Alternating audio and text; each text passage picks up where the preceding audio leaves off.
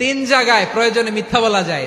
কয় জায়গায় মিথ্যা বলতে? তাউরিয়া, মানে কথা একটু ঘুরিয়ে বলবেন। এক নাম্বার, আপনার ওয়াইফকে খুশি করার জন্য, সে একটু এরকম না বলে একটু কৌশল করে বললে খুশি হবে, ওটা বলা যায়।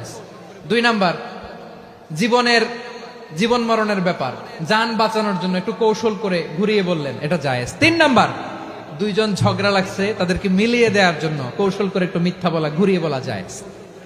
দুইজনের মধ্যে দেখলেন যে সম্পর্ক খারাপ, তো একজনরে বললেন, ভাই সে তো ওই দিন আপনার ব্যাপারে অনেক প্রশংসা। কি আমার ব্যাপারে প্রশংসা? তার সাথে তো আমার মারাত্মক সম্পর্ক। কি বললো? এই বললো আপনি নাকি এই করছেন ওই করছেন, অনেক প্রশংসা।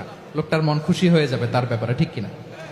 আবার তার সাথে যার ঝগড়া, ওরে যে বলুন, ভাই ওই দিন তো সে আপনার অনেক অ্যাপ্রিসিয়েশন করলো, অনেক। সে তো অবাক, কি রে বলে কি আমার? এই যে দুইজনের ব্যাপারে দুইজনের একটু ভালো ভালো কথা বলে দিচ্ছেন, একদিন দেখবেন রাস্তা দিয়ে হাঁটার সময় একে অপরকে সালাম দিয়ে ফেলছে, সালাম দিয়ে বুকে জড়ায় ধরছে, আছে না নাই? আবার মিলমিশ হয়ে গেছে। কিন্তু আমাদের স্বভাব হইলো, দুই প্রতিবেশী যদি একসাথে বসে একসাথে হাঁটে, দূর থেকে দেখলে আমাদের জলে, আছে না নাই?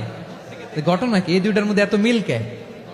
এই দুইটার মধ্যে গিরিঙ্গি লাগানো যায় কিভাবে? হ্যাঁ, এই বন্ধুত্ব ফ্রেন্ডশিপ নষ্ট করা যায় কিভাবে? এরকম মানুষের কথা সবার না, আমাদের অনেকের মধ্যে আছে না নাই?